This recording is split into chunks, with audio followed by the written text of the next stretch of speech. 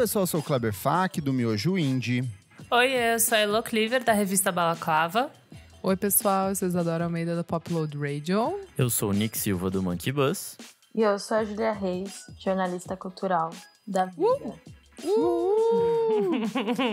E no programa de hoje, entendendo o novo rap nacional. A gente vai falar sobre trap, rap, hip hop, drill, diversos outros gêneros, subgêneros, colaborações, parcerias, novos artistas, novos movimentos, novas cenas. O que está acontecendo no rap nacional, o que aconteceu nessa última década, passado, presente e futuro, com a participação especialíssima da Júlia. Certinho, gente? Certíssimo. Bora! Mas antes, o que, Isadora?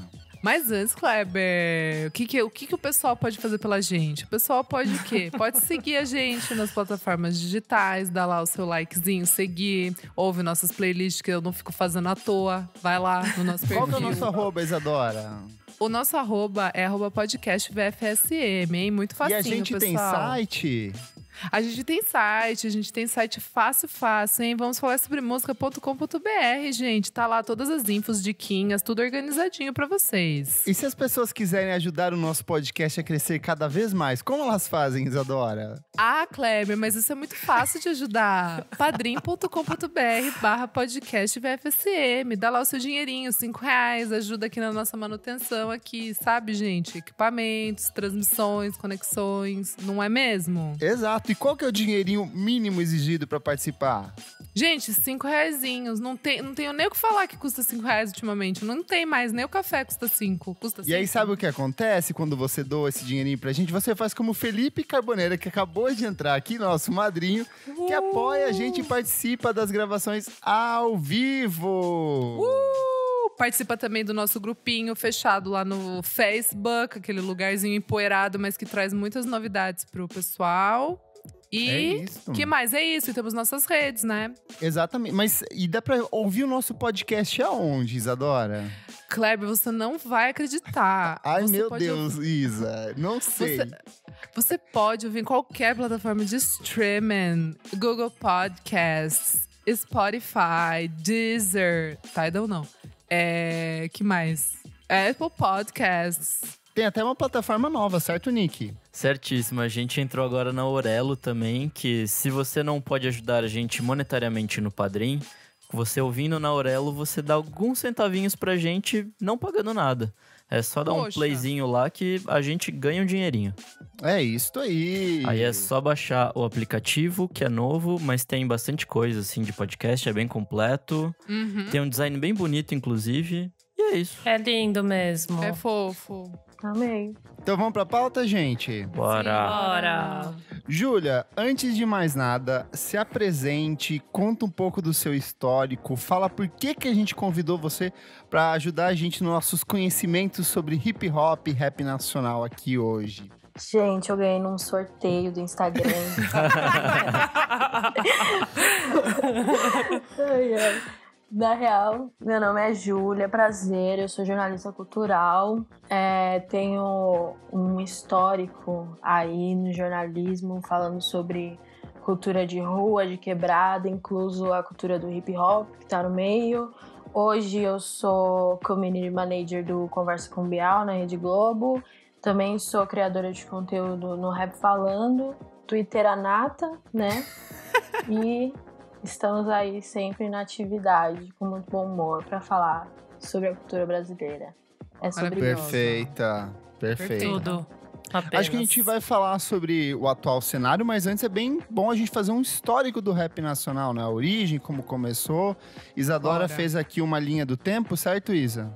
Certo, vamos nesse túnel do tempo, hein? Vamos lá. O que a gente tem no comecinho do rap aqui no Brasil? Júlia, você quer puxar aí como que foi a origem do rap aqui nacional?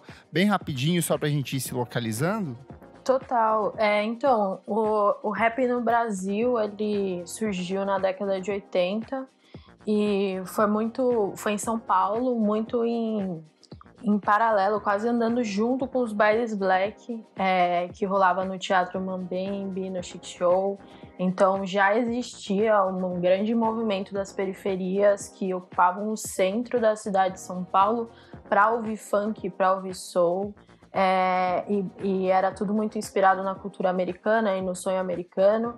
E os Racionais, Taíde, toda essa galera já frequentava esses bailes black e juntaram a vivência deles, que era uma vivência de um contexto violento e já com muita violência policial, um contexto político conturbado, dentro da inspiração musical, saca, de funk e soul, para fazer o rap da forma que ele vem sendo construído até hoje. Então foi mais ou menos assim que surgiu aqui no Brasil. É bom falar que a gente estava num contexto de final de ditadura também, e São Paulo era uma cidade extremamente caótica, sem acesso à cultura, principalmente para as comunidades periféricas.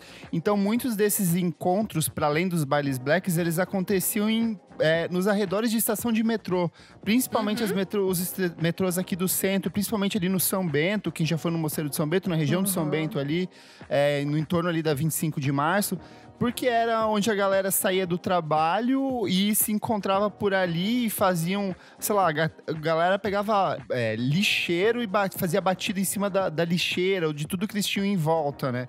Então meio que você criou um ecossistema ali que a própria música do Taíde, a Que Tempo Bom, acho que ela reflete um pouco desse processo assim de surgimento de todo esse movimento da relação com os bailes blacks e todo esse aspecto nostálgico da época. Foi dali que surgiu o Racionais MCs, desses encontros, dessas pessoas circulando aqui pelo centro de São Paulo mesmo. E foi uma coisa, tipo, muito orgânica, né? Antes de pensar em gravar em estúdio ou qualquer outra coisa do tipo, tinha esse processo de aproximação meio que involuntária desses espaços, desses mínimos espaços culturais, digamos assim, que as pessoas tinham aqui em São Paulo, né? Total. Espaços culturais feitos por nós mesmos, né? Exato. Mas aí a gente vai ter o surgimento da primeira coletânea de hip hop no Brasil, que é o Hip Hop Cultura de Rua. Se eu não me engano, são duas, Júlia. Me corrija se está errada. Tem essa, mas tem mais uma que é a que tem o Racionais, que saiu um pouco depois também, não tem? Sim, exatamente. Mas essa foi a que marcou, né? Foi o que deu o start. Eu achei muito legal. Eu não conhecia, fazendo a pauta. Eu não conheci, nunca tinha parado pra ouvir. Você não sabia da história do Nazi nessa playlist? Cara, não você acredita? Não sabia. Exato. Eu fiquei chocada. Mas daí o André Bujanra... Crossovers. Tanto o Nazi quanto o André Young, eles dois são aficionados por funk, soul e cultura negra dos anos 70, 60, assim. Então, meio que eles encabeçaram essa primeira coletânea, custearam, o Ira tava meio que explodindo naquela época. E foi meio que um estopim, assim. E, sei lá, teve poucas cópias prensadas do vinil. Hoje, se você encontra uma cópia da época, assim, é vendida a um preço caríssimo. Se eu não me engano, ela foi relançada há um tempinho atrás, assim. Nossa, eu fiquei babando até a capa, né? Tipo, achei muito legal. Acho que são umas 8, 7 faixas, eu não lembro agora exatamente, mas é meio que nessa época, assim. E é muito legal que, tipo, dá pra sentir mesmo a vibe, assim, né? É de 1988 e dá pra sentir que, tipo, ainda tava engatinhando e tal. E era muito baseado no que os Estados Unidos estavam fazendo. E dá pra sentir um pouco de Run DMC, tipo... É muito legal, assim, tipo, de registro histórico, sabe? Sim, tipo, dá pra entender realmente as letras muito legais. Você começa a entender sobre o que seria, né? Tipo, sobre a vivência e tal. Eu achei muito legal. É muito brabo. E, tipo, o começo de tudo, mas que tem uma referência muito forte, assim. E eu acho que de todos os gêneros musicais que a gente tem disponíveis, assim, até hoje, o hip hop foi o que mais conservou a sua raiz, sabe? Dentro dessa ideia, aí você ouve a coletânea, vê a composição, o jeito, o scratch, boom bap, todas essas coisas, elas vão e voltam de uma forma muito constante e presente na cultura do hip hop, assim. E o jeito como eles levantam todos os pilares dessa cultura sem deixar de falar das outras coisas, assim, porque o rap é a principal delas, assim, pode-se dizer que ela é a principal delas, mas tem os outros, que é a rua, né? Então você sente a rua nessas músicas. Mas, assim como acontece com todo ritmo periférico, é necessário uma pessoa branca para conseguir destaque dentro da mídia. A gente falou bastante sobre isso na edição sobre o axé, que é um gênero criado por pessoas negras, num contexto de pessoas negras da periferia, mas que a mídia só passa a dar devida atenção quando vem alguns nomes brancos envolvidos em relação a isso.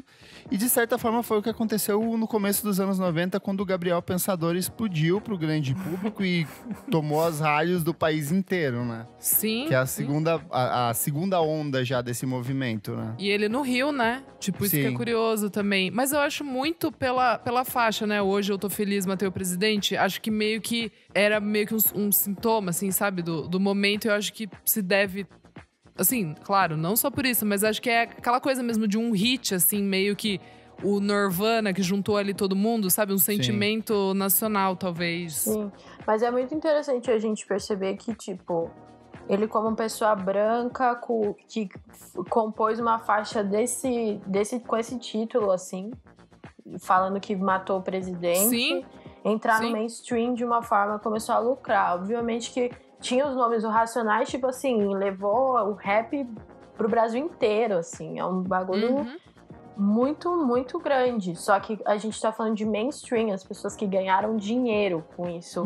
As primeiras Sim. pessoas ganharam dinheiro com isso. Aí, quando você olha e fala, pô, se o Gabriel Pensador não fosse branco falando sobre isso, será que teria o mesmo impacto? É muito legal a gente ter essa pulga atrás da orelha. Ainda mais em 90, né? Sim. É só você ver o que, por exemplo, o Pavilhão 9 vai fazer depois com o Se Deus Vier Que Vem Armado, que é um disco mega pesado e que, tipo, acabou sendo muito nichado ou preso, tipo, focado muito em uma parcela específica de ouvintes, mas que nunca alcançou de fato o mainstream, mas é porque eram pessoas pretas criticando o sistema de alguma forma, né? De um jeito até muito mais visceral, mas ele sempre, tipo, talvez por ser esse cara branco, ele tinha essa passagem, essa possibilidade de poder falar as coisas sem parecer tão opressivo pra senhorinha que tava assistindo dentro de casa, né? É que também tem o lado divertido, né, da música dele, ele que tinha era, uma- tipo, uma poética meio meio… cômico, É, né? Cômico. Uhum. Aquela Mas- música também de Banza, né? Que ele veio falar do Cachimbo da Paz. tipo, Ah, várias é, coisas. não, mas aí essa já mais era depois, Aí era já gigantesco, né? Aí já é de Nossa, anos, estourou anos isso daí. 2000 já. Nossa. Mas aí a gente vai ter em 1997, o que é pra mim o grande disco do rap nacional, um dos grandes discos Sim. da história da música brasileira, a gente já falou algumas vezes aqui, que é o Sobrevivendo no Inferno, do Racionais MCs, que, sei lá, a primeira vez que você ouve, você sente o impacto, não sente? E esse chegou longe, assim, esse não ficou nichado entre os… Não, nem um pouco. Entre a galerinha, Passava na MTV, assim. né? Sim. Passava, Tipo, o clipe tinha 8 o minutos. clipe, Exato. Foi a partir desse também, né? Que ele começou a ir no Roda Viva. Tipo, ele foi visto mais como uma figura… O Mano Brown, Mano você tá Brown, falando. né? Tipo, uma figura realmente Intelectual. intelectual. Aquele A Roda voz, Viva dele né? é muito interessante. Tipo, a assim. voz de um grupo, assim, né? Tipo, como um representante, talvez. É, assim, ele né? era um pouco tipo a voz apenas, Aham. mas sei lá, era meio que a entrada que eu acho que essa galera mais intelectual tinha pra conversar sobre isso, né? Ou pra Sim. criticar, enfim. Ele meio que era uma pessoa pra dialogar. É muito interessante as entrevistas com ele nessa época. É meio absurdo, né? Mas é muito interessante. Não, e dominou toda a periferia, assim, tipo… Uhum. Você falou que meu pai ele cresceu no Campo Limpo nessa época e não tem uma pessoa que, tipo, não saiba cantar todas as faixas Sério? nacionais. Tipo, e a gente tá falando de faixas de 8 minutos. Exato. É uma história que conta ali, tipo, todo mundo sabe cantar tudo e vai passando por gerações e gerações. Esse disco, meu Deus, sabe? Tipo, é um Gigante, lance cara. gigante, gigante. Muito, muito foda, assim. Arrepia, mano. Não à toa virou essa leitura obrigatória no vestibular. Verdade, virou livro. verdade. E assim, é muito justo, sabe? Existem muitos estudos sobre sobrevivendo no inferno. E eu acho que é uma coisa bonita de se ver, porque é uma das funções do hip hop, é você registrar a história das ruas, sabe? Porque Sim. ninguém mais vai registrar isso. Sim. A não ser aquele que vive dentro dessa realidade, sacou? E a forma como são as composições e como que as pessoas, elas ouvem e elas se identificam. E, pô, sei lá, tô ouvindo alguém me chamar e você sabe que isso aconteceu com alguém perto de Sim. você, tá ligado? E todas essas coisas, assim, essa identificação e esse registro da história de Quebrada é muito importante para próprio fortalecimento da nossa identidade brasileira, saca? Sim. Uhum. E é bem importante Perfeito. reforçar que parte das letras elas são concebidas a partir de trechos de diários de detentos que viveram no Carandiru e principalmente a gente tá falando do momento tipo que o Brasil discutiu o que tinha acontecido na época do Carandiru, do massacre que rolou lá, e os Racionais escancaram ainda mais isso dentro desse disco. E como vocês falaram, foi um disco que foi tocado massivamente, assim, ele tocava em rádios com músicas de 8, 9 minutos, tocava na MTV, a MTV repetia esse clipe, tipo, as músicas diariamente, assim, dentro da programação delas. Então foi, tipo, um trabalho bem impactante, assim, sei lá, eu fico falando por mim, eu veio do mega do interior do Brasil e eu descobri Racionais lá em Itaipulândia, sabe? Então é uma coisa, assim, que eu acho, assim, não teve... Chegou, né? Chegou lá, você. sabe? Total. Então, tipo, acho muito Numa curioso época que era isso. outra, né? Não existia Exato. streaming e No nada máximo disso. CD pirata ali. Eu acho engraçado que esse disco rodou tanto que, tipo, eu que estudava em escola particular quando era criança, chegou até mim pelos moleques, assim, tipo... Sabe, tipo, então meio que tava em todo lugar mesmo, assim. Tem um que você acabou não colocando nessa pauta, Isa, que é mais ou menos da mesma época, que é o Seja Como For, do X, de 1999. Eu não sei vocês, mas pra mim também foi um disco que eu conheci lá, também foi um disco que tocou bastante na TV. Eu acho que é um baita de um discão, assim, e eu sinto que ele influenciou muita gente aqui em São Paulo, assim. Tipo, essa geração nova, tipo, Projota, Rashid, Emicida, eu sinto que eles pegaram muita coisa desse álbum do X também, que é um baita de um Sim. discão, sabe? Eu lembro bastante do X na MTV também. Aí, outro ponto importante aqui, que o rap passa por um aspecto cada vez mais de comercialização, de acesso ao grande público, que é com o lançamento do A Procura da Batida Perfeita, do Marcelo D2. Pra mim, foi o disco que tipo assim, me fez gostar de hip hop, assim, Nossa. muito por conta dessa... Porque ele tinha uma pegada um pouco mais melódica, ele tinha uma coisa um pouco mais leve, um pouco mais solta, mas ele ainda tinha um pouco do discurso ali no meio, então eu acho que ele é um disco bem equilibrado nesse sentido.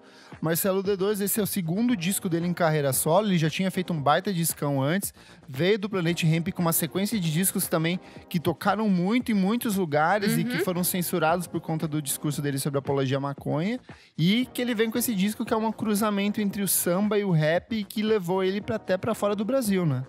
Não, é Total. incrível. Eu tenho esse DVD aqui em casa. Até hoje. Eu lembro que no DVD ele fica numa introdução, ele fala, dá play. Sabe aquele DVD antes que você tem que dar play? Aí ele, não acredito que você não vai dar play, não sei o quê. Ele faz uma interação de quebrar a quarta parede com a pessoa. É muito tudo. bom, velho. E tem uns extras, tem o clipe. Eu lembro que, acho que foi o clipe da Procura da Batida Perfeita. Meu pai não deixava eu assistir. Eu não assistia. E aí eu lembro que quando eu fiz uns 15 anos, isso, assim, foi muitos anos depois, assim, muitos anos, eu fui assistir e eu não achei nada demais. Aí eu falei, nossa, pai, pelo amor de Deus, não sei o quê. Mas eu lembro muito eu cresci ouvindo esse DVD, assim, Total. esse disco. Cara, muito esse legal. clipe tocava sem parar, ele era campeão no Top Muito. TVZ, ele ficou, tipo assim, semanas no Top TVZ e Super. tocando sem parar, assim. É um baita clipe muito legal, porque ele tem essa coisa da periferia do Rio de Janeiro, só que ele tem uma estética muito de rap norte-americano, sabe? Então eu acho, assim, achava visualmente muito impactante isso na época. Clipes da Rihanna. Sim. Um bagulho americano, meio América Central, na real, sabe? Sim. Dá calor, assim. Eu sinto muito que, pra mim, né, super, tipo, escola privada São Paulo, era muito essa coisa do Gabriel Pensador, que era uma coisa meio de férias, sabe? Tipo, uma coisa meio que você ia pra praia, não sei, uma brisa meio curtição, que eu acho que esses dois, assim, ao meu ver, trouxeram pra esse hip hop, tipo, mas tinha uma pegada, né, política, mas a questão da maconha, não sei, pra mim explodiu nesse sentido muito de curtição. Sim. E você Gastação, ouvir. assim, né? Exatamente, gastar uma brisa, tipo, sei lá, acho É que que é bem da estourou verdade, muito é que a nesse classe média alta tá pouco se fudendo pra crítica social, ela quer pouco diversão, se assim. fudendo, ela Então quer isso ir pra explica praia. muito claro porque que Gabriel Pensador e Marcelo D2 sempre tiveram uma penetração talvez muito maior do que qualquer um desses outros nomes do rap nacional, né? assim. Com Nossa. certeza. Mas eu aqui acho D2 que... é melhorzão que o Gabriel Pensador, assim. Não, com não. certeza. D2 Pô, gigante. Claro, toda assim, certeza. é pessoal que tá gigante. ouvindo, pelo amor de Deus. Mas o D2 tava falando umas paradas, né? Tipo, assim como o Gabriel Pensador, mas o D2, ele é um cara que fala... Ele é muito tenso, assim. Ele fala várias, mas não sei. Eu acho que a introdução dele é mais leve, é mais curtição, é mais o samba, sabe? Tipo, mas realmente, tipo, se você é um classe média, assim, alta, playboyzada, você não se sente pego, sabe? Não é que nem o Racionais, que você ouve e você, tipo, tá sendo criticado. Seria porque ambos são cariocas e aí tem essa pegada pode crer. mais de gato. Mais malandragem, né? Pode É, ser. ensolarada, talvez, né? Pode Tipo, da crer. Uma praia. brisa, assim, É. sabe? No caso do Gabriel Pensador e do Marcelo D2, o ritmo, a melodia, a batida fala às vezes muito mais alto do que a própria rima. Ainda pode que ela crer. seja presente lá, tipo, esse aspecto melódico que eles dois trazem, verdade, eu acho é que fala um verdade. pouco mais alto, sabe? Às vezes as pessoas nem ligam tanto na letra, elas só vão no Sim. embalo, saca? Não, até que o nome do álbum é A Procura da Batida Perfeita. É, e, né? ele fica Leve. ele fica o álbum inteiro, né? Tipo, procura realmente misturando coisas ali que você, É uma que você experimentação. saca isso. É, muito bom. Mas eu acho que, além disso, ele também não é dedo na ferida, sabe? É Sim, meio... Exato. Tipo, ele E é... eram outros elementos. Claro que a gente tá falando de 80 e 90, 2000. Agora a Procura da Batida Perfeita é 2000. Mas a gente vê uma guitarra ali, uma bateria, mais uma Total. caixa, entendeu? Aqui em São Paulo, se você pega o disco Racionais, muito sample, muito scratch, muito kick. E a do D2 é uma... E do Gabriel Pensador também, mas... Enfim, tipo, o D2 é mais um lance mais fresh, assim, de tipo, orgânico mesmo, sabe? É, Um bagulho mais funk soul também, samba, pandeiro e tudo mais. total. Também dessa mesma época a gente vai ter o Benegão com Enxugando Gelo, que também é outro trabalho um pouco mais melódico, com muita instrumentação, baita disco muito bom. E o Black Alien com um dos grandes discos dos anos 2000, que é o Babylon by Gus, um trabalho fodaço, assim, que demorou anos até ter sua parte 2 e os outros trabalhos do Black Alien, né?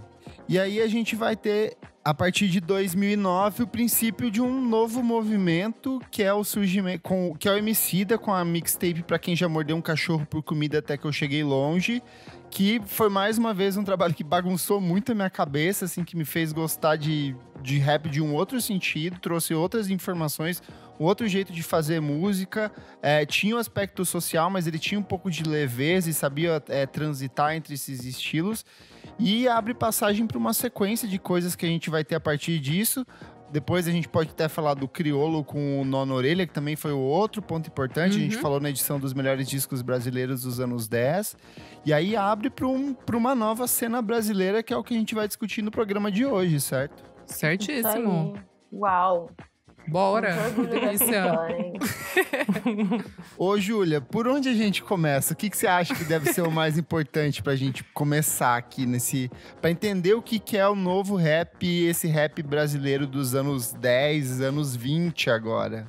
Então, cara, eu acho o gancho do Emicida muito bom, porque ele realmente chegou pra refrescar, assim, o rap, porque as pessoas muitas vezes se prenderam muito nesse grande movimento que foi a Santíssima Trindade, mas não sei se é Trindade, porque eu não contei aqui certinho quantos nomes são, porque são muitos, do rap, assim, Racionais, Sabotagem, Black Alien, aquela Negra ali, com RZO, Putz, então a gente assim, pulou o Sabotagem aqui. só faltou várias o Sabotagem. coisas. Faltou o Sabotagem do Rap é Compromisso, né? Que foi faltou. o único dele gravado. Sim, mas outro tava aí. discão, outro discão. Desculpa, eu acabei pulando aqui. Não tem problema, relaxa. A gente comenta mesmo assim, não tem problema nenhum. Mas esse álbum foi gigante também, um dos maiores do rap nacional. Tipo, Sim. nossa, brabo. E aí, enfim, veio com toda essa cena que eu tô falando, assim, que a galera tem como referência e são gigantes até hoje, que é a Negra Lee, o Black Alien, o Rap Nude. Então, ele andava com os caras do Racionais. Então, esse disco foi super importante pra também você apontar os nomes e saber como que tá sendo esses grandes influenciadores da cena, assim. E aí, quando o Emicida surgiu, junto com o Kamal, com o Criolo, o Projota, essas coisas deram uma refrescada, veio uma outra geração, pé na porta, uns outros elementos, mas ainda a cultura de rua muito presente. Só que por muito tempo ficou parado nisso. E a gente está falando de uma época em que digitalizou mais coisas e aí, consequentemente, o público também fica mais ansioso por novos lançamentos, novos jeitos de se fazer música e tudo mais. E a estética que o Emicida, Kamal, Rashid trouxe ficou presa por muito tempo na mesma coisa, assim, até que a Pineapple chegou com o Poetas no Topo e tudo mais. Sim. Que foi um quadro em que existe até hoje, faz muito sucesso, assim como Poesia Acústica, mas é uma cypher em que eles juntam alguns nomes em ascensão no rap e eles gravam em cima de uma base e vira uma música de 10 minutos, enfim. E aí quase vira uma competição amigável em qual verso é melhor que o outro e tal. E isso traz como consequência uma competitividade dentro da cena para inovar. Então imagina, se você tem... E a Pineapple era uma marca de roupa, né? Ainda que veio com essa nova proposta, assim. E aí, quando você é um MC, imagina, e aí você tá numa faixa com outros 6, 5 MCs, que são seus concorrentes ali, porque você quer crescer. Então não dá pra você ter o mesmo flow que o cara, não dá pra você ter o mesmo estilo. E quando você rima em cima de uma base igual, você tem que ter esse esforço de se diferenciar, sabe? Sim. Dentro disso. Então, aí começou a todos os outros MCs trabalharem nessa inovação de flow, assim. Foi quando um dos primeiros caras do trap, que eu acho que é o que a gente pode começar a falar dentro dessa linha do tempo, que foi o Rafa Moreira, que dentro de desses episódios ele lançou um outro flow baseado no trap que já vinha há muito tempo sendo construído nos Estados Unidos. Então, ele chegou com triplets, usando a Adlib, que é aquela segunda vozinha ali de fundo, para quem não conhece. Ele chegou com um flow mais americanizado, que ele já vinha trabalhando na própria carreira solo dele, mas que ele mostrou para o Brasil a partir da visibilidade que a Pineapple tinha, né? Que a Pineapple ainda tem. Mas quando o Rafa Moreira apareceu com essa nova estética dentro de uma cypher, todo mundo olhou para aquilo e falou, cara, olha isso que esse cara tá fazendo, voltou aos olhos dele, a cena começou a se movimentar de uma outra forma. E claro que o Emicida, ele é um dos maiores, um dos maiores rappers, assim, é uma figura muito importante que ainda é em ascensão com o seu carimbo, super importante, mas houve uma pluralidade na cena, saca? Falando sobre flow e construção de música, porque enquanto rolava muito scratch, muito boom bap, muita coisa mais quase orgânica, assim, uma coisa mais abafada e quadrada, o trap ele traz uma outra estética, até em questão de moda, uma estética em questão de flow, de tonalidade, que conversa muito com os jovens dessa nova geração. Então, acho que foi o primeiro lance, assim, dessa nova década, que pegou essa geração Z de forma que desenrolou melhor até os dias em que a gente está hoje. Pra quem não conhece o que é o trap, qual que é a diferença primordial entre o trap e o rap? Você consegue explicar de uma forma bem clara, assim? Como se eu tivesse 4 anos. Exatamente. Tipo, é muito importante essa pergunta, mas é isso, assim, porque o rap, ele é um gênero. Sim. E o trap, ele é o subgênero do rap, tá ligado? Então, ele é o filho do rap. Assim como o boom bap é o filho do rap. Então, o rap, ele é essa música feita por maioria, né? Mas era pra ser pela cultura preta, dentro de uma estética eletrônica, com rimas e versos, essa coisa toda. E o trap e o boom bap são coisas diferentes. O boom bap, ele traz esse tum, tá, tudum, tudum, tá, que é mais marcado. E o trap, ele usa de outros elementos, aumentando o BPM. Calma, tô tentando explicar pra uma criança de 4 anos. Ele fica mais rápido. E ele é mais eletrônico, tá ligado? Ele é mais eletrônico. Ele dá uma brisa maior, assim, um frescor mais jovem pra parada. Enquanto o boom bap é um lance mais raiz. O vocal também vai passar por uma transformação no uso do autotune também, que é uma das marcas. Total, né? Total. O trap é tipo autotune, colar de ouro e falar sobre... o rico, tá ligado? O preto que virou rico. E é um negócio, a gente tá falando de Racionais, mas Racionais trouxe o trap na década de 2000 com Cores e Valores. Sim. Quando ele, com a faixa Eu Compro e tal, a gente tá falando sobre uma outra parada, que são os pretos que ficaram ricos através da arte, tá ligado? E aí o trap, ele traz essa estética da ascensão, tipo, financeira mesmo, sabe? De classe social dentro do preto e de ostentação, assim. Conversa muito com ostentação. E o boom bap é essa coisa mais gastada e raiz, sabe? Esse é um movimento que demorou pra chegar aqui, na real, né? Porque se você for ver, isso tem no rap, sei lá, americano desde os anos 2000, com, sei lá, tipo, Jay-Z, uma galera ali, tipo, a cena bling ali, né? É, então... E, tipo, demorou. Se for ver, é que também o rap aqui no Brasil foi virar como música, tipo, dar dinheiro pra galera realmente só agora, né? Tipo... Exatamente. E culturalmente falando, as pessoas têm uma dificuldade de aceitar que pessoas pretas podem ser bem de vida, sabe? Volta e meia, volta a ter essas polêmicas idiotas no Twitter. Por exemplo, alguém tenta desmerecer o Emicida falando que ele não mora mais na favela, ou não mora mais na periferia. Ou fulano de tal não é mais pobre, então por isso ele não pode mais representar o rap, né? Ah, mas é isso, é o jeito de getificar a música, né? Tipo, você não pode sair daí, senão você não é mais você, sabe? Tipo, isso é muito errado, assim, tipo, é muito absurdo. Exatamente. E aí, o que acontece é que os brancos pegam, tipo, dessa referência e se apropriam dele de alguma forma e ganham dinheiro em cima disso, sabe? Enquanto um preto, ele não pode sair do mesmo lugar que ele tá, porque senão ele vai deixar de ser ele. Então, eu acho que o trap, ele demorou um pouco pra pegar aqui por 2 razões. A primeira é essa, né?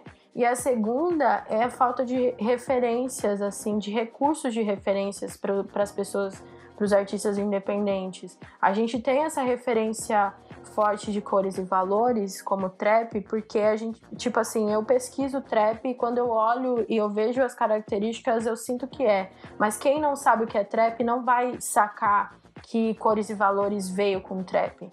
Então, para você ter recurso, internet, todo esse rolê, para buscar referências da gringa do que é um trap, é muito mais difícil, entendeu? Então, a cena do rap nacional, ela ficou dentro de uma estética, numa mesma estética, uma estética parecida por muito tempo, porque as nossas próprias referências trabalhavam em cima disso, entendeu? E aí estourou tudo quando um cara, uma turma em Guarulhos, né, que foi a cidade em que começou o trap aqui no Brasil, começou a trabalhar isso com essas referências porque teve esse acesso, e as outras pessoas pegaram isso e começaram a fazer também, até chegar a um nível, assim, estratosférico de ouvintes e fãs, sabe? Sim. Eu jurava que o trap tinha nascido no Sul, com aquela música daquela galera branca do rap falando que o trap veio do Sul. Nossa. Nossa, gente, já até me xingaram por causa disso.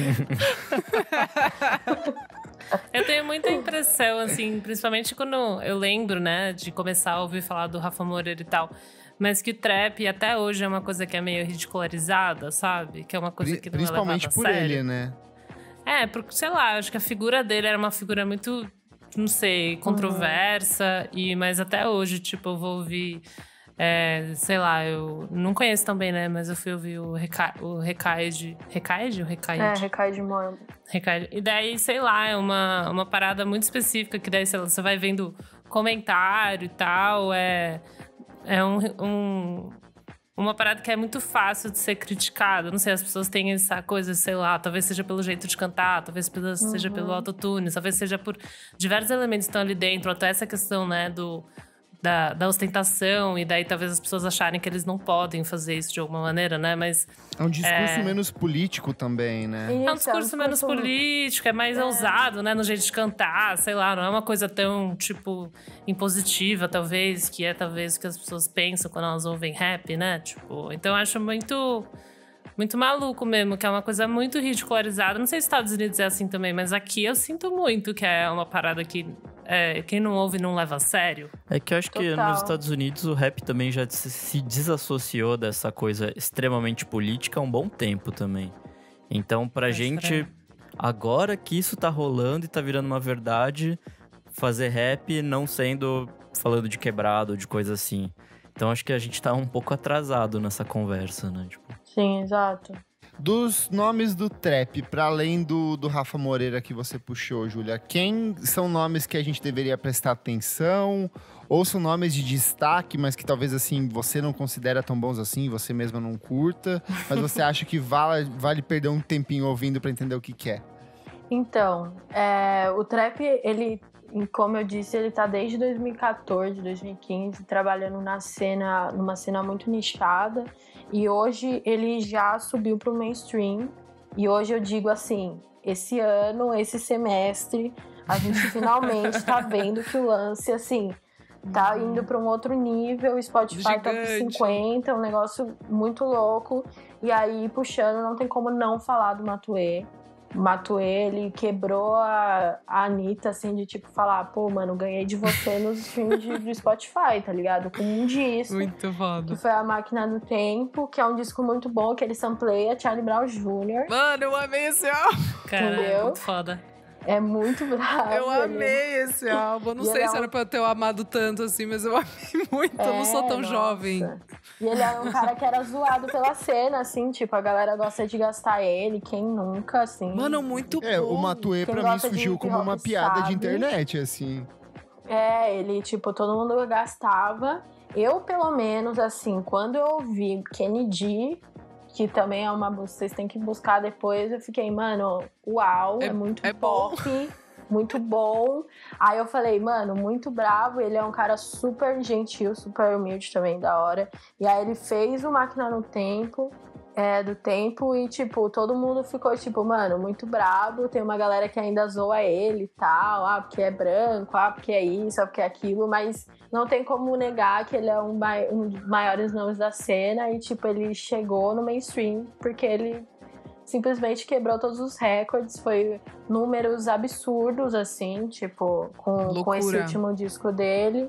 E ele é um cara que ele não é, né, do eixo Rio-São Paulo, né? Ele é cearense, não é? Exatamente. E ele morou fora também, né? Morou nos Estados Unidos e tal. Eu achei muito interessante a história dele, assim. Nossa, o cara tem 3 milhões de seguidores. Apenas. Mano, gigante. Ele morou fora um tempo, ele tem muito esse privilégio também, ele sabe falar inglês, ele tem muito essa coisa americana grudada nele, assim. Uhum. Então, tipo, as músicas dele são muito bem produzidas, ele tem uma grana pra colocar dentro do trampo dele hoje, ele é do Ceará, então é um grande nome, assim, para as pessoas saberem o que é trap. Também não tem como não falar de Recaide Mob, que são os meninos, que é uma boy band quase, né? Os caras, eles fazem trap e se juntaram, assim, são 4 caras, né? Que é o The Fidelis, o Derek, o Gé Santiago e o Igor. Tem umas fotos com 5 pessoas aqui já. Que antes tinha o Clean, mas aí ele saiu. Mas a Recaide, ela na verdade, eles não... Eles falam que eles são um grupo... É quase um grupo cultural, né? Então, a Recaide vira uma gangue que é com produtores culturais, empresário, com beatmaker, com DJ, tipo, com maior, artistas assim. visuais. É maior. Então, eles trabalham dentro de um ciclo deles mesmos. Então, os clipes, desde as pessoas que atuam até as pessoas por trás das câmeras fazem parte da Recaide Mob. É uma das... É o Brockhampton aqui de São Paulo. Brockhampton, exato. Ou de Future ali. Eles são, tipo, eles têm uma direção criativa muito boa e estão começando a entrar junto, surfar nessa onda do pop junto, assim. Você pega as últimas músicas, eles fizeram sucesso com Placto Doom, agora as últimas eles lançaram Moleques de SP, e o The Fidelis, que é da Recaide Mob, tá com a Anitta em seu primeiro trap, né? Que é tá com o Papato, que é o som com Papatinho, Anitta, o Bin, e o The Fidelis, que é da Recaide Mob. Isso é gigante. Isso é, esses tipo, eu ouvi, gostei. Eu não ouvi muitos, mas eu adorei Anitta no eles. trap, assim, tipo, uau, é um lance que, mano... Realmente, gigante. Caramba. Entendeu? Chegamos lá e é doido pensar nisso. O que você definiria como principais diferenças entre o que é feito no trap dos Estados Unidos e no trap brasileiro? O trap brasileiro, por muito tempo, teve uma dificuldade de identificação nacional. Hoje, a gente tem uma identidade muito mais levada para o funk e para a periferia, assim. Enquanto dos Estados Unidos, é muito um lance de ostentação quase por si só. Uhum. E aqui é um assim, eu sou preto, enriqueci, estou em lugares e usando marcas que eu não podia antes. Tem sempre um paralelo entre o antes e o depois, mostrando a ascensão da parada, sacou? E de musicalidade, são Mas elementos muito mais... É uma maioria... No trap brasileiro, é de fato uma maioria preta? Porque eu sinto, assim, que o que chega do mainstream, pra mim, é muita gente branca envolvida, sabe? Sim. Assim, trap, maioria, pra galera do hip hop que ouve, a maioria é preta. No mainstream, a gente vê que, tipo, tem vários nomes que, assim, eu não ouço, eu não sei, mas quando eu olho, assim, e avalio os números, são pessoas brancas que estão fazendo trap no mainstream. A minha esperança, acho que a esperança das pessoas que ouvem hip hop e acreditam nessa cultura como um todo, é que o trap indo pro mainstream de fato, na mão de Anitta, Ludmilla e todos esses grandes nomes, esses artistas que estão no corre há muito tempo e fazem parte da cultura vão junto, assim, Boa. sabe? Sim, Dentro alavanca todo mundo, né? Aham. Você tá falando musicalmente também, desculpa, eu te interrompi aquela hora. Não, mas musicalmente é muito pro funk. A gente vê grandes produtores aí, o Papatinho, que era da Cone Crew, e hoje ele tá, assim, com muita grana. Ele produziu o disco do Black Alien, né? Do Ano Black passado. Alien, Perfeito. E ele cola com a Anitta, com o Lennon, que é uns caras, assim, que, tipo, estão crescendo muito no rap. O Mão Lee, o WC no beat, eles misturam, o rap é o funk que eles falam, né? Uhum. Sim. Então eles misturam muito dessa estética, assim. Eu até não consigo enxergar quase similaridades entre o trap dos Estados Unidos e o trap do Brasil, por conta da nossa identidade nacional, que hoje está muito bem colocada dentro desse meio, sabe? Uhum. Legal. E o que é o drill, Júlia? Então, o drill tem essa coisa, né, gente? De tipo, como eu disse antes, o público tá sempre ansioso por uma coisa nova. E o público do rap, ele gosta muito de ser esse público que é o que ouve primeiro, o meio underground, sabe? Da nova Chique. sonoridade, do próximo. Aí quando um negócio chique mesmo, né? E aí quando a Muito gente vê que o chique. trap tá crescendo, e aí também tá desde 2014 nessa, uma musicalidade já que a gente já sabe como vai ser, quase previsível. Aí veio o drill. E o drill é um movimento quentinho do forno aqui no Brasil, mas que já tem muito tempo que surgiu em Chicago. Que é influência do trap. Então ele é um filho do trap, neto daquela coisa, né? De fazer tá pior que a árvore genealógica dos Pôncio. Mas é um lance que vem de uma estética que é quase um meio termo entre o boom bap e o trap, porque ele traz essa vivência falando sobre a violência mesmo, né? Então, surgiu em Chicago e o Kay pegou esse drill e adaptou para eles, porque lá tem uma cultura muito ruim, tem até um documentário no YouTube que é Termos e Condições Drill de UK, que eu acho muito legal de todo mundo assistir. Boa. Porque lá rola um lance de facada, né? Os molequinhos têm que sair de colete de prova de balas, assim, porque um esfaqueia o outro. E Meu dentro dessa lei das ruas, a galera começou a fazer o drill, que vem muito com hi-hat, uns slide de 808, assim. Achei e falando... muito bumbão, assim, gostei muito. Tipo, né? vários bumbos, assim, eu achei muito uns da hora. slide, um lance... E você percebeu que é um lance mais violento, assim, de como eles falam? Uma mais coisa frenéticozão, assim, frenética. é mais... Chama mais, né? Chama assim, mais. Tipo... Chama mais, porque ele vem dentro de um contexto político agora. Meu Falando Deus. sobre... E tem o próprio dicionário falando sobre as facadas, e cada tipo de facada tem um nome diferente, cada tipo de rolê tem um nome diferente. Que loucura, Nossa. cara.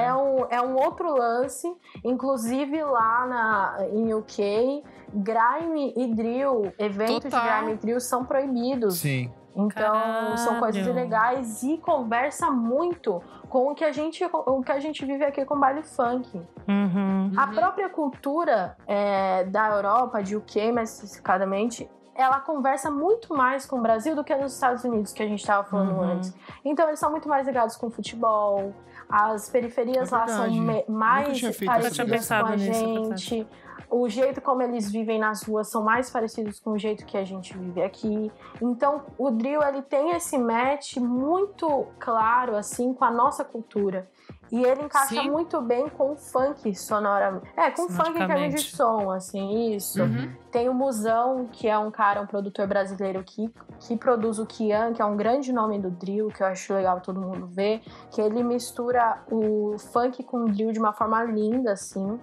E dentro de uma estética aqui diferente do trap, que é camisa da Nike, bonitinha da Gucci, corrente de ouro, o drill ele vem com um lance assim, Nike, Adidas, camisa de time, calção, chinelo, 12 que molas, sei lá, bagulho da Oakley. Então é uns lances muito mais brasileiros mesmo, vem com essa força assim de uma estética em que a galera do rap tá colocando como novo. Todo dia surge mais um drill. Então é o novo bagulho, assim, dentro do rap, enquanto o trap acende. Um dos discos que eu mais gostei que eu vi nesses últimos meses é o 40H40 do SD9. Ele entra em drill ou ele é outra vertente? Ele entra em drill. Entra em drill, né? Exato. Porque é uma pegada quase grime, assim, nas batidas, principalmente, né? O drill e o grime, eles conversam muito, né? Eles estão sempre um do lado do outro, porque tem muito essa influência de garage, né? Muita essa influência mais UK mesmo, porque eles vieram desse mesmo lugar. Porque começou em Chicago, mas foi em UK que o bagulho se popularizou mesmo. Então, o 40graus.40, ele tem faixas de drill e tem faixas de grime, e é um dos melhores discos de 2020, assim. A Pitchfork colocou, hein? Amiga Júlia, eu tô pensando aqui agora, não sei se é por isso, mas o Stormzy, quando ele foi o headliner o Stormzy, né, pra quem não sabe, é tipo o maior nome de grime, hoje em dia, gatíssimo. Sinistro. E ele foi headliner do Glastonbury, apenas o maior festival do mundo. E ele foi com aquele colete a prova de balas que o Banksy pichou a bandeira do Reino Unido. E eu achei que era tipo com a crítica de não levar tiro, mas talvez faça sentido também com esse negócio da facada, né? Total. Nossa, que loucura. Tipo, que gigante, né? É, gigante. E é um grande lance. Quando a gente olha dentro dessas pesquisas, e assim, a gente tá passando por cima, mas você começa a estudar isso, e para quem sempre, desde os anos 70, ficou muito virado para a cultura americana, e agora descobriu que a cultura de UK tem tanta similaridade com a nossa, para quem começa a pesquisar, é muita coisa, gente, sério. E é muito doido ver como que a forma como a gente faz música reflete no contexto social da parada, Tudo. A forma como a gente se veste reflete. E falando de moda, tipo, esses coletes têm uma justificativa que é pra se proteger. E aí, daqui a pouco, ela entra em moda e vira desfile, Total. sabe? No Michael Kors, sei lá, qualquer coisa, Sim. assim, de grande grife. E Total. vira um grande lance, assim, sabe? Muito louco. Falando agora de futuro, ô Júlia, o que você acha que são as próximas tendências aqui, falando pro Brasil, em termos de hip hop, de rap ou de gêneros muito loucos ainda inomináveis que estão chegando por aqui? Cara, nossa, eu acho que cada vez mais vão explorar outras vertentes, outras coisas, assim. Acho que as pessoas estão começando a perceber que não existe só uma pessoa dentro da periferia, um tipo de pessoa. Existem pessoas plurais. E o hip hop, ele é uma bela ferramenta para refletir isso de alguma forma. Então, existem pessoas que estão fazendo drill, estão fazendo grime, mas também tem gente que está misturando com house. Assim como o Marcelo D2 misturou samba com rap ali atrás, tem gente que está misturando muita coisa. Só que, principalmente, eu acho que cada vez mais a gente vai se aproximar do funk a ponto de não saber mais o que é um e o que é outro. Tem uma cypher que chama Homenagem aos Relíquias, que é um MC de funk que cantam com base em trap, e todo o primeiro verso deles começa com um funk clássico ou alguma música clássica, assim. Então, tipo, sei lá, tão Esse natural olhar quanto a luz do revisionista, né? dia, o cara usam da leste e tudo mais. Então, acho que o rap, ele vai se aproximar do funk melódico, principalmente, de uma Legal. forma muito eu legal, amo. assim. Eu acho muito massa. Tem novos nomes na cena que são bravos da gente ver, que é o vulgo FK, tem o Kai Black, que são pessoas que estão já dentro desse nicho, que eu acho que vai ser o próximo. Além disso, R&B vai muito juntar, a Bivolt faz isso no disco dela, que foi Sim, lançado bastante. esse ano. E o Neil, por exemplo, também Amo. usa o Tudo. house com rap de uma forma linda. Então, acho que todas essas coisas elas vão se clarear de uma forma em que cada artista do rap vai ter a sua liberdade de usar essas coisas, mas sempre com um funkzinho. Você pode ver que o Neil tem umas faixas que ele usa o tamborzão, que ele usa o funk carioca. Todos eles acho que vai acabar pegando esse jeito de abrasileirar o rap, porque o funk também faz parte da cultura hip hop, sacou? Sim. Boa. Tudo. Boa. Eu Amiga, acho que, que a gente conseguiu aula. Que aulinha. Foi muito Uma boa gostoso. pincelada aqui, Foi muito né? gostoso. Ai, gente, obrigada. Eu amei. Ó, você que tá ouvindo, não é só pra ouvir aqui, não. Pega cada um dos nomes que a Júlia citou, vai no Spotifyzinho, vai no YouTube, dá uma ouvida, bota pra tocar, pega o que você gosta, o que não gosta, mas não deixa esse assunto morrer aqui, não. Pega aí, tipo, a gente Sim. vai colocar alguns nomes que ela listou aqui na edição desse podcast pra você, pra facilitar um pouco o seu acesso. Lá no site, Mas- né? Não, ou no site, mas não para aqui não, vai correndo atrás. É só uma pincelada, porque a gente sabe que tem muita coisa aqui na pauta que a gente deixou de fora também. Mas eu acho que é um bom começo, né? Um Boa. ótimo começo. Eu adorei. Ai, que Aprendeu bom, alguma gente, coisa, é Nick? isso. Aprendi bastante, eu fiquei quietinho porque, né, não sei nada sobre o assunto, mas achei Agora ótimo. sabe. Agora Eu também. sabe. Agora sei. Aprendi um pouquinho. E já Eu tem uma também. lista bem legal de coisas pra ouvir quando acabar o Tô programa. muito animada. Boa. Vocês vão pirar, depois vocês me falem. Vocês estão ouvindo, manda lá uma mensagem pra mim. Fala, cara, curti muito isso aqui. Se vocês quiserem saber mais. Óbvio. É sobre isso. Boa. Vamos pro próximo bloco, gente? Bora. Simbora. Não paro de ouvir.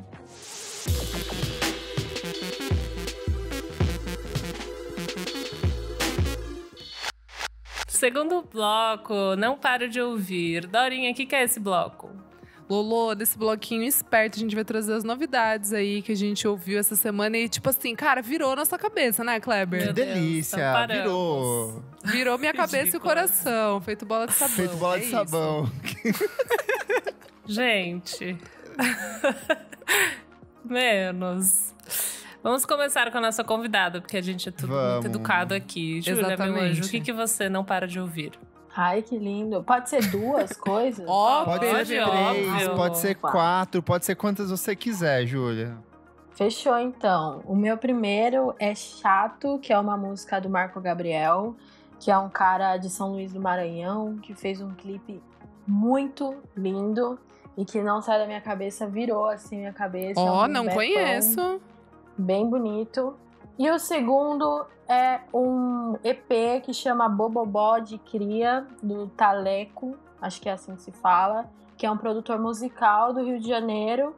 E ele fez um EP usando a capela clássico de funk com fundo de drill e grime. Ficou Eita! lindo.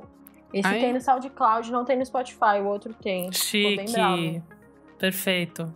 Nick, você, silencioso. Essa semana venho com 2 diquinhas. A primeira é que meu homem, Tom Misch, lançou uma... Lindo! Ele lançou um puxadinho do disco dele, o What Kind of Music. Ele e o Youssef Dias fizeram mais 4 músicas, que possivelmente, né, já tinham feito na época, mas aí sobrou, não entrou no sim. disco. E eles fizeram um EPzinho de 4 faixas, muito bom. Tem coisas que são bem parecidas com a do disco e faz sentido não terem entrado. Mas ainda assim são músicas muito boas. Minha segunda dica é a música nova da Yukika, que quando o Kleber falou eu não dei muita moral. Eita! Eu amo. Que pegou. Eu não dei muita moral, mas depois eu ouvi o disco e puta que pariu, que Nossa, disco é ótimo. foda. A música nova dela chama Love in TV World e é bem continuação do disco mesmo, assim. É a mesma vibe do Sim. Soul Lady. Esse city pop meio 70, meio 80. A voz dela é maravilhosa. Nossa, ela é linda, ela é perfeita, parece que ela é um holograma, assim, de tão surreal que ela é. E pra quem não ouviu ainda e não... Assim como eu, demorou para dar moral, ouve se você gosta de Carly Rae e Jessie Ware, porque é muito maravilhoso. E é isso. Ó, Gosto muito. que vibe, Boa. hein? Tudo. Kleber. Vou começar pelo nacional, que é maravilhoso, que saiu na última sexta-feira, o Intermitências, 5º álbum de estúdio do maravilhoso Jonathan Tadeu. Disco de rock triste, tristíssimo, inspirado por esse momento de quarentena. Ele bebe muito do Big Thief, que ele falou que foi a banda que ele mais ouviu no processo de composição do disco, mas também tem muito de Cat Power, tem uns ecos ali meio de Sparkle Horse. Então, dessa pegada sadcore, slowcore do final dos anos 90, assim, tipo... Ele é Que a meio gente sujo, gosta, né? Que a gente Que a gosta, gente ele é meio gosta. sujo, só que ele tem... ao mesmo tempo, ele é um dos trabalhos mais acessíveis da carreira do Jonathan Tadeu. Então, vale muito o Jonathan Vendeu Tadeu, bem. um desses nomes da geração perdida de Minas Gerais. Muito bom. O que eu realmente não paro de ouvir... vai. Royce Murphy. Com É Roisin Roshin, Martin. pelo amor de Deus. Eu tô cansada das pessoas falaram errado o nome dessa mulher. Roshin? É Roshin, é gaélico, vamos lá. irlandês, já falei, significa rosa. É Roshin O que eu não Murphy. paro de ouvir é Roisin Murphy. Com o disco Roisin Machine. Disco maravilhoso. A gente ouviu a Dua Lipa, a gente Perfeita. falou assim... Ninguém mais pode fazer música disco em 2020. Não, tem Aí nada a gente ouviu o quê? Jessie Ware, e a gente falou assim, ok, esgotou o Disco Music em 2020. Não. E aí vem com essa mulher com esse disco maravilhoso. Nada nunca será True- esgotado. True Exato, disco, minha amiga, é isso. É no disco, deliciosíssimo. Vibe 90s, vibe, tipo, começo dos anos 2000. Chiquérrimo. É mais chique que a Jessie Ware. Vai se fuder. Aí eu discordo, porque eu acho que ele é mais Ai. experimental. Ele tem uma Então. sujeirinha. Ele tem uma sujeirinha que não tem nos discos da Jessie Ware. Eu acho que ele é mais. Ele é mais. Tá, o ele é próprio menos visual, polido. Ele é menos polido. O próprio tá. visual dela pro material de divulgação, assim, ela meio com os cabelos, tipo, acabei Ela de tem dançar quase a noite 50 inteira, anos, sabe? Perfeita. O único defeito desse disco pra mim é a versão deluxe dele, que eu pensei que seria lançado com as extended mixes no lugar das faixas originais, entendeu? Mas ela lança as extended mixes num disco à parte. E eu acho isso um erro, porque eu queria ver o disco que fosse tipo o disco de 1h30 de duração, sim, sabe? Sim. Aí, obviamente, já tem playlist disso rolando, mas eu queria o disco inteiro de 1h30 de duração, assim. Nossa, Perfeito, perfeito. é muito bom. Aquela. Como que é? Changer? Como é que é? Love Changer? Change Lover? Sei lá, alguma coisa Tem assim. essa, eu gosto muito de Murphy's Law, eu acho perfeita. Maravilhosa. Putz, Incapable, Narcissus, é só musicona muito boa, uma atrás da outra. Assim. Essas são perfeitas, assim, mas essa que eu tava falando, que ela tem mais uma coisa de arte pop, assim, experimental, Aquela Incapable né? of Love, você tá falando? Essa, acho que é Lover Change Lovers Change. Game Changer. Game Changer. Ela tem um começo ali meio diferentão ali, assim, tipo, que é meio experimental. Eu achei isso, tipo, é meio art pop, assim, sabe? Ele não é aquele disco, não é disco, uhul! É aquele disco mais Moroder. É uma coisa mais Moroder, assim, tipo, é mais pra baixo, assim, de Mas ele não é… cabuloso. Ele não é, não é imitando os clássicos. Eu acho que ela tem muito da identidade dela ali, sabe? Super. Por isso que eu acho… Inclusive, eu acho que pra mim esse é o melhor trabalho da carreira dela. Porque eu acho que ela fez o disco que ela queria fazer, o tempo dela. Tanto que ele levou mais de 1 ano e meio até ser produzido. Nossa, o primeiro muito bom. single, ele saiu, se não me engano, em setembro do ano passado. Outubro do ano passado, sabe? Foi, tanto E ela que ela foi ganhou um prêmio. Foi trabalhando. E agora chegou esse que é um baita de um discão, vale muito. E ainda nessa pegadinha eletrônica, a gente tem a Romy, do The XX, com Lifetime, que é a primeira música dela em carreira solo. E a mesma coisa, ela se joga nas pistas, assim, de um jeito muito gostoso. Colocou Ela roupa foi colorida. Roupa colorida, sorrindo. A letra é um pouco melancólica, mas ela tem uma estética mais pra cima, assim. Lembra um pouco Robin, mas também lembra muito que o próprio Jamie XX, que é um dos co-produtores da faixa, fez no trabalho dele em carreira solo. E a última, especialmente pra minha amiga Elo, é que as meninas do Chai lançaram Don't Mind If You Do. É bem divertidinha essa música. Ainda.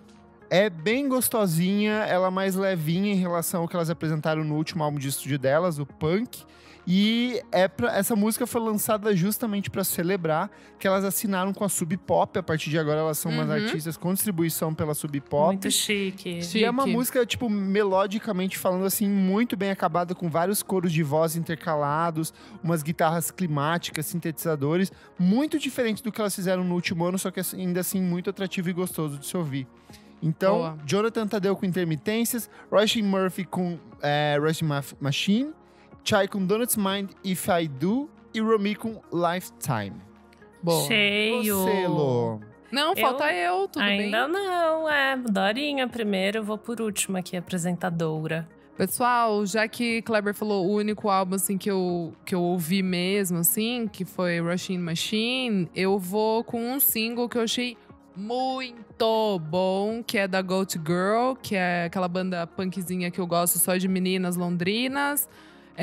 Vão lançar o segundo álbum em janeiro. O primeiro single é essa música que eu tô falando, que é Sad Cowboy. Muito boa, tipo, muito mesmo. A produção é do Dan Carey, que é aquele cara que produziu Black Midi, o Fontaines DC, que é babadeiro. E sai pela Spirit Underground, né, que é tipo a gravadora dele ali, tipo, o selo, ele que produziu com elas. E o álbum se chama On All Fours. Então, estou super no aguardo. Perfeito. Boa, muito bom. E você, Lô? Amada? Cara, eu estou ouvindo… Na verdade, eu fui ver e foi lançado 2 semanas atrás, então desculpa.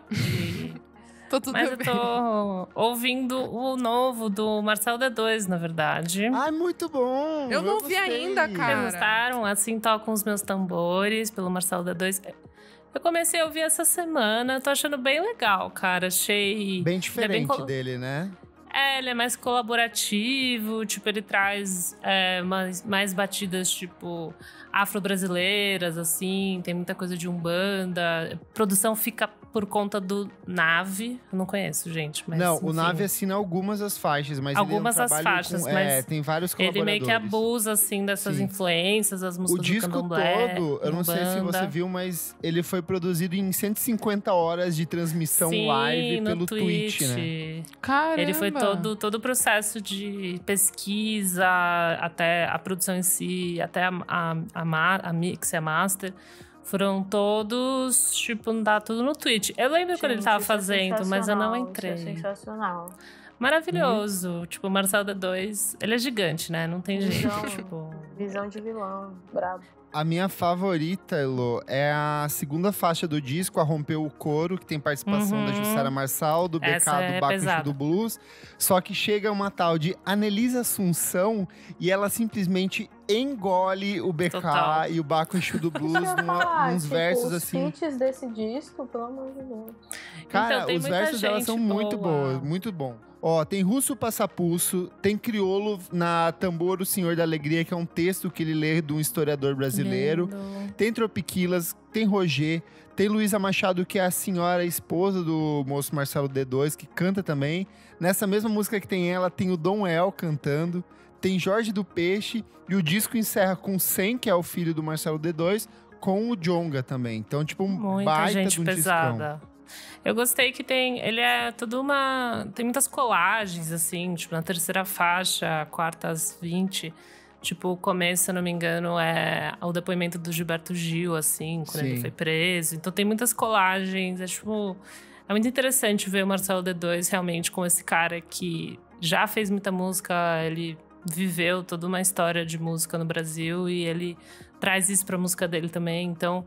Acho que tem muita cara dele, eu acho que... Eu fui ver vários textos e todo mundo meio que falando, mais do mesmo, sei lá, algumas faixas são meio que só Marcelo D2. Muito.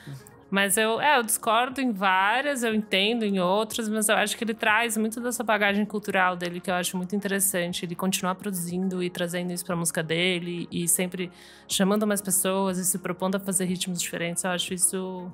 muito massa, então vale ouvir. E eu acho que ainda tem muita coisa pra sair. Se eu não me engano, eles gravaram mais backstage, vai sair no canal dele. Vale acompanhar tudo que tá rolando no YouTube dele, assim, que ele registrou tudo. Então, assim, tem, por exemplo, tem participação do 100, aí o 100 vai fazer uma transmissão no YouTube com uma discotecagem, com várias coisas relacionadas. Então ele é um disco, assim, que ele tem 30 e poucos minutos, só que o material envolvendo o disco, assim, é gigantesco, sabe? Não muito tem, interessante. É uma coisa muito grande. A gente tá em um ótimo momento, né, na cena brasileira. Sim. Como um todo. Nossa, assim, o pessoal Show. tá trabalhando, cara. O pessoal Tá trabalhando. E por último, saiu o disquinho de remixes da Fenda, da Papisa. Verdade. Então, vale ouvir. Gostei ali. Eu gostei também. É uma farrinha boa. E é legal, né? Tipo, ela traz uma galera. Então tem remix da Tati Lisbon, da Vivian Kuczynski, da Theo Charbel. Glowing Lens, tem também. Magical Glowing Lens, da Alejandra, a Luciane, que ela... Bom, quem conhece, ela faz mix e mesa pra muita banda. Ela faz mesa da Letrux e tal. Ela é maravilhosa. Ela mixou o meu EP também, tipo, ela é perfeita. Então, assim, muita mulher foda envolvida, muito massa. A Papisa, ela sempre colabora e trabalha quase só com mulheres. Acho que o único homem envolvido é o Rolim que fez a capa. Tipo, não, mas eu acho que tem uns dois produtores. Tem uns dois produtores? Mas, enfim, muito foda, muita mina. Então saiu, tá lá no Spotify. É isso, gente. Remixes da Fenda chama. Boa. Muito bom. Very que well. Então bora pro próximo bloco, garotas.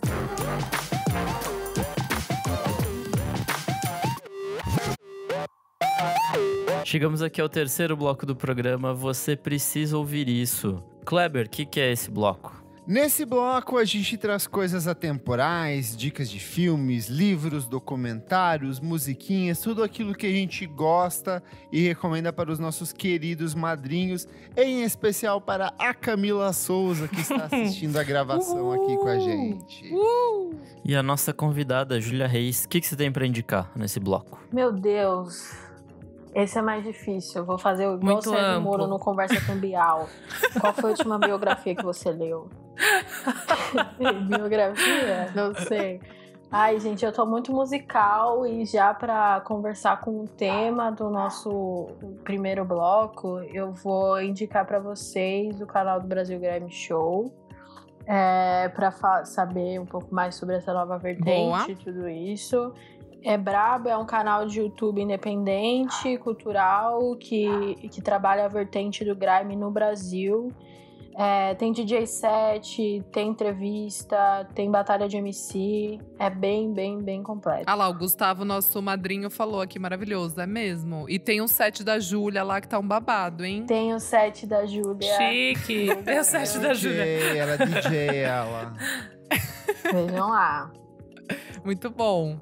Isa, e você? Qual a sua dica? Gente, eu falei semana passada, acho que não, Ai, né? não sei, Isa, você fala Não, eu tanta sempre coisa. esqueço. Olha quem fala, né? Gente, filme fofo. Será que eu indiquei semana passada? O Enola Holmes. Não, não pode falou. falar. Passado você eu falou vi de Johnny também. Mitchell. Ah, é verdade. Gente, Você gostou? fofíssimo.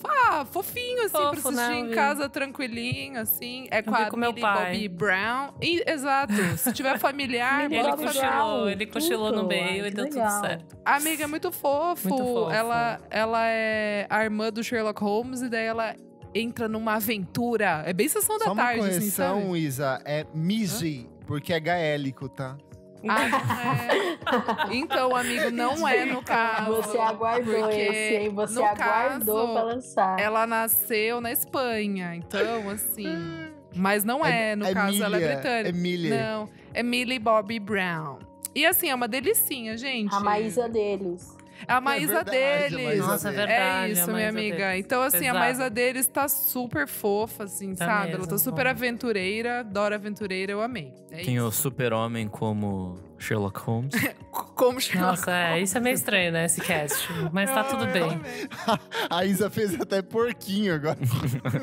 É muito bom, achei muito bom. E você, Lô, qual a sua dica? Bom, muitos anos atrás, mentira, ano atrás, o Kleber recomendou a série Ela Quer Tudo, que tá no Netflix. Não fui eu, que foi a Amanda no episódio do Bakushu do Blues. Então tá, a Amanda recomendou Gente, a como eu lembro série. dessas coisas. Eu não sei também, amigo, honestamente, tipo, mas tudo parabéns. bem. Vamos lá.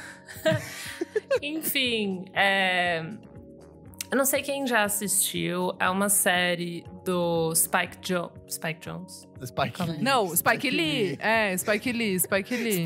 Nossa, não. Spike imagina. Jonze é Han, Spike bilheteiro Jonze é outro. sei lá, Onde Vivem os Monstros. Mas é um filme, não é? Série. Que Era virou um uma filme e série. virou uma série. Virou uma série? Ah, tá. Então, tem uma série, o Spike Lee, ele tá no Netflix, virou uma série muito legal, tipo, bem pra ver de FDS, assim. E fala, enfim, é tipo sobre a vida dessa mulher artista bissexual em Nova York, ela, enfim, relacionamentos, problemas, muito legal. E o mais legal da série, na verdade, é que ela é super musical, no sentido que as músicas, elas fazem parte, assim, da narrativa, tanto Amo. que, passando de uma cena pra outra, o Spike Lee coloca a capa do disco, assim, na tela. Daí é bem massa, porque você tá ouvindo uma coisa e isso chama sua atenção, e daí quando acaba essa cena ele coloca lá a capa, então você não precisa nem ficar no Shazam toda hora, tipo, sabe? É bem massa, assim. Muito bonito, muito lindo. Tipo, a série fala muito sobre negritude, sobre sexualidade, sobre gentrificação, tipo, temas muito atuais.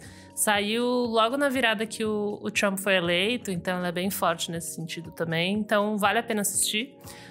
Mas a partir disso também, eu fui salvando vários álbuns, óbvio, né? Tipo, muitas coisas pra se ouvir. Tem desde, assim, Frank Sinatra, Miles Davis, Solange. Ele coloca de tudo, assim, principalmente artistas negros.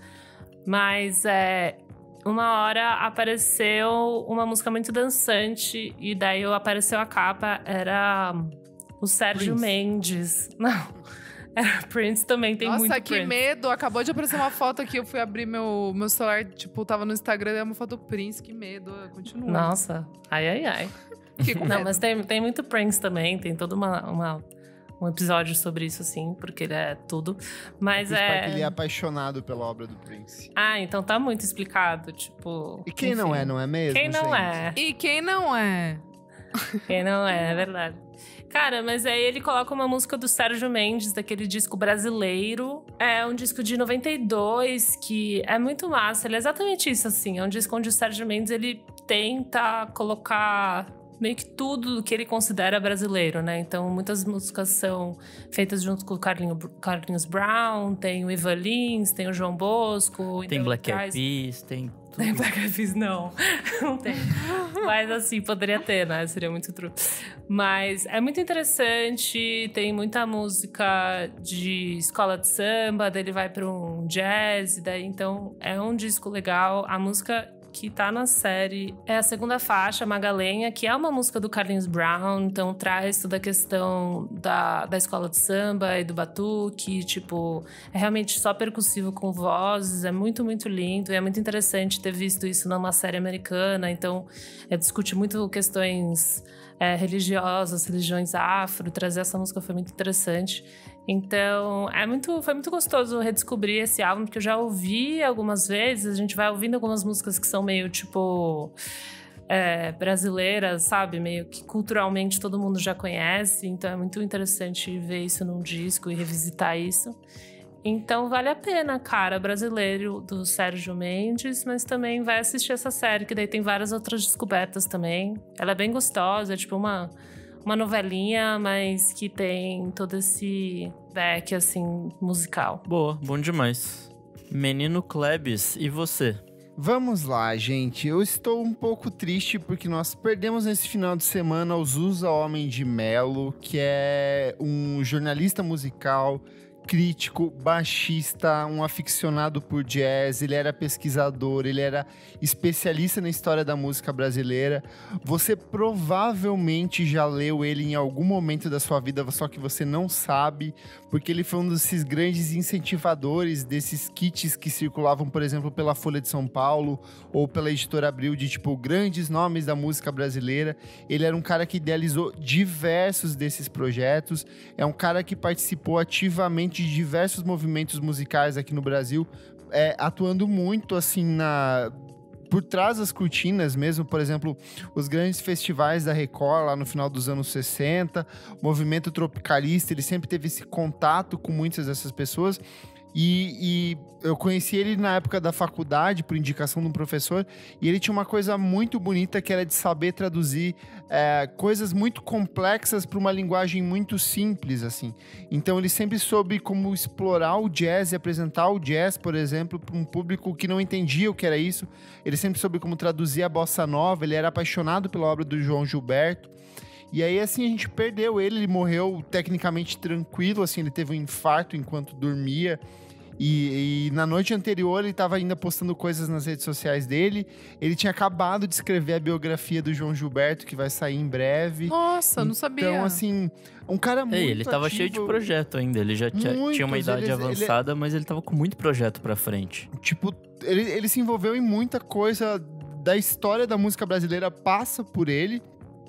E aí, assim, o que eu vou recomendar são 2 livros que eu acho que são bem interessantes.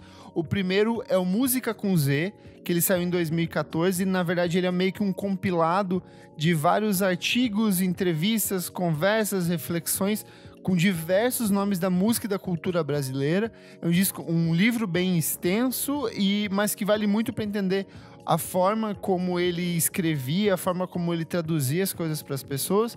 E também eu acho que o que talvez seja o livro mais clássico e mais conhecido dele, que é o A Era dos Festivais. É um livro que foi lançado originalmente, se não me engano, em 2003, e ele já teve alguns relançamentos depois. Mas ele tem outros trabalhos, ele já escreveu sobre João Gilberto para um especial para a Folha de São Paulo. Tem muita coisa publicada, muito livro, muito texto. E sei lá, toda vez que eu tento produzir uma pauta aqui pro podcast, eu me inspiro muito nele no sentido de como que eu vou traduzir uma coisa que às vezes é muito complexa, intangível, que não dialoga com a nossa realidade para dentro do podcast. Então, tipo, vá atrás das obras dele, vá ver o que esse cara já fez. E é uma perda, assim, enorme para a cultura brasileira, um cara gigante, mas que ele deixa uma obra muito rica, um cara que eu já tive a oportunidade já de conversar com ele em outros momentos, e que ele tava sempre, tipo, de muito bom humor, e um cara muito acessível, sensível e gentil, sabe? Então, uma perda enorme, mas ainda há tempo de conhecer a obra do Zusa Homem de Melo. Outra recomendação, o Som do Vinil, que é aquele programa do Canal Brasil, ele também tem uma edição que se transforma em podcast, que na verdade é uma transposição dos programas que aparecem no Canal Brasil ou que vão também para o YouTube deles e que vão para os podcasts. E o mais recente que saiu, eu acho que hoje ou ontem, é o do Caetano Veloso, o Araçá Azul. E a história é ótima, assim. O programa é comandado pelo Charles Gavan, ex-baterista do Titãs, outro grande pesquisador da música brasileira, principalmente desse material de jazz e dessa produção clássica de samba, de bossa nova. O cara muito aficionado pelas capas de discos de vinis antigos. Ele tem uns materiais incríveis sobre isso e ele que apresenta esses programas. E ele tem essa conversa com o Caetano Veloso e com uma galera da área de música para entender da onde veio esse que é um dos discos mais estranhos e mais incríveis da música brasileira. Programa curtinho, 23 minutos, então vale muito a pena ouvir e ouvir as outras edições do Som do Vinil. Boa.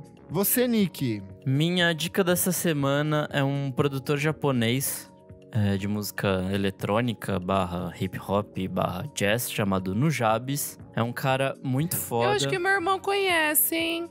Pode falar, Nick. Eu acho que meu irmão conhece. Não, desculpa. Agora que você deixou, eu vou continuar. Em vida ele lançou 3 discos e eu vou indicar o do meio, que chama Modal Soul, de 2005. Puta, é um disco muito bom, assim, tipo, é basicamente uma mistura muito louca de hip hop com jazz e tem muito sampling e tal. Sabe, tipo, que o Jay Dilla fez algo mais ou menos ali na mesma época? Foi isso, assim. E aí, os 2 produtores também morreram muito cedo. No caso do Nujabes, ele morreu num acidente de carro em 2010. Eita! E ele fez a trilha também de um desenho chamado Samurai Champloo, que era muito foda. Não, é daí. Ótimo. É daí. Por isso que eu sei, que eu falei que meu irmão conhece. Porque eu já ouvi ele ouvindo. Puta, esse era um cara muito bom. Esse cara, Nick, ele é uma das inspirações pro Flying Lotus também. Sim, ele inspirou uma galera. E tem muita gente que cita ele em músicas, assim, tipo... Eu tô vendo aqui, nossa, ele é muito bom. E ele é, tipo, um dos caras que meio que inspiraram a galera a fazer esse lo-fi hip hop, coisas do tipo, assim. Só que de uma forma maravilhosa, porque...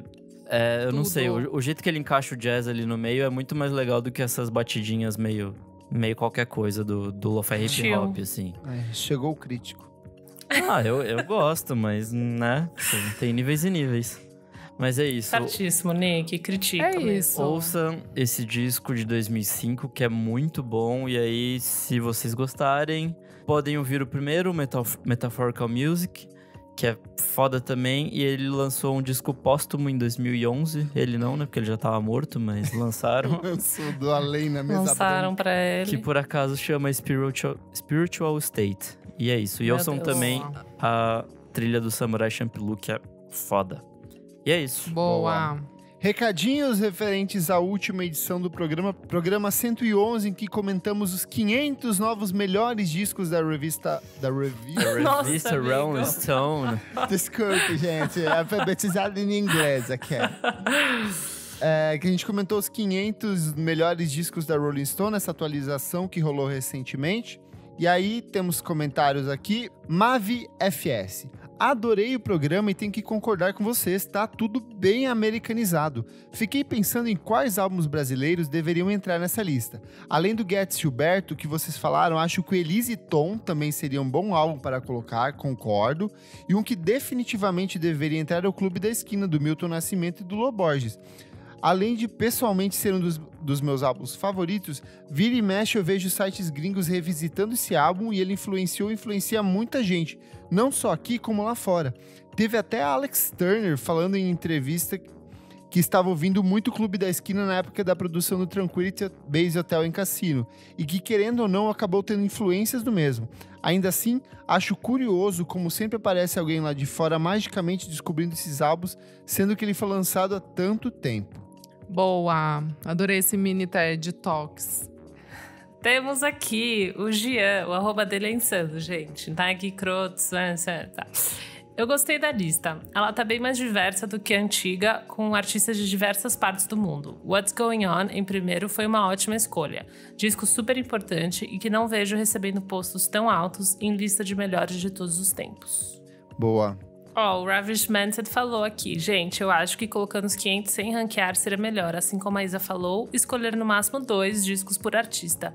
Para mim também, escolher discos com no mínimo 10 anos de idade acabaria com o problema do hype. E valorizaria o impacto da obra ao longo da época. Que interessante isso. Não sei se eu concordo, mas interessante. É interessante o ponto. Comentário da Polly Chambers, ela falou: amo o conceito desse podcast, que é simplesmente fofocar sobre música. Tudo. Aí eu respondi, por isso o nome do podcast, VFSM, vamos fofocar sobre música. Poderia ser de verdade, né? Certíssimo. Poderia ser de verdade. Certíssimo. E tem também comentário da menina Elo Cleaver. Tudo, foguinho, bora falar mal, amo. Gente, eu não tenho nada que eu gosto mais de falar mal de americano. Eu amo falar mal de americano, tipo, true, assim. Ó, o Fábio J aqui. Eu acho que para mudar essa lista e ter mais diversidade, teria que ter votante do resto do mundo também. Eu também acho, Fábio. Estadunidense é muito preso à produção dos Estados Unidos e Inglaterra. Viu? Eles não Ele sabem concorda. que Não existe sabe outros nada. países. Eles não sabem nada, cara. É patético. A galera é bizarro a ignorância. Por isso que, gente, tá aí. Pano na manga pra falar mal. Porra. Militou. Vamos falar mal. É isso. Chegamos então ao final do programa, gente. Chegamos. Júlia, maravilhosa, Eba. inteligentíssima, trouxe sua Juro. cultura, seu conhecimento para nós humildes. Graças a Deus, deu certo, hein? Isso, amém. A teacher Eu só tenho a Júlia. agradecer vocês Maravilhosa. pelo convite, pela A troca gente de que ideia. agradece. De A verdade. gente agradece. Muito obrigada pela pessoa também que tá ouvindo até o final aqui. Enquanto Verdade. lava a louça, enquanto faz uma janta. É ou, isso. né, um skincare, seja lá o que for. Muito obrigada também por estar Boa. ouvindo a Dá gente, suas redes acompanhar esse sociais papo. para quem quer te seguir, Júlia. Claro, então, gente, meu Instagram é ajulia.reis, meu Twitter é reisjuliav, V de verde, certo? E eu tenho também o SoundCloud, se você gosta, eu sou DJ também, não sei se esqueci de falar. Chique. Arrasou. Que é de Julia_user, certo? Certíssima.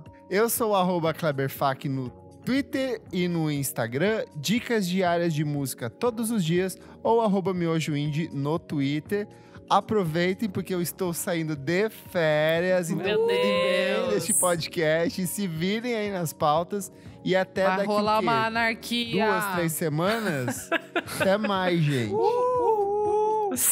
Eu sou @elocliver no Insta e no Twitter. E @revista Balaclava no Instagram também. Vai lá, assine, compre, faz tudo o que Assine tiver no seu Balaclava. alcance. Assine, gente, bora lá. Eu sou Almeida Dora no Insta e Almeida Dora Underline no Twitter.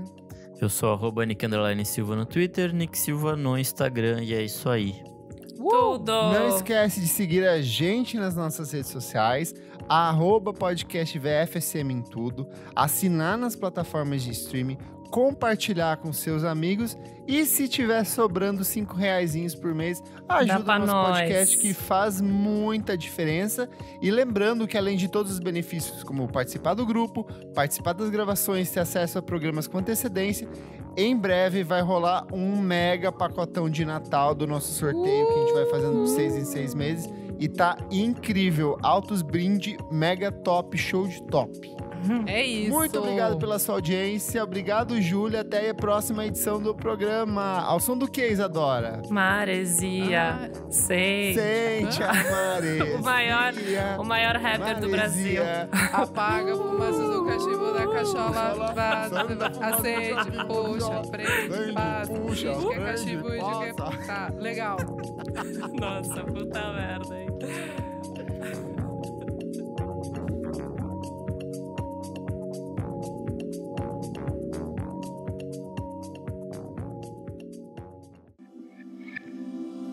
Esse podcast foi editado por Nick Silva.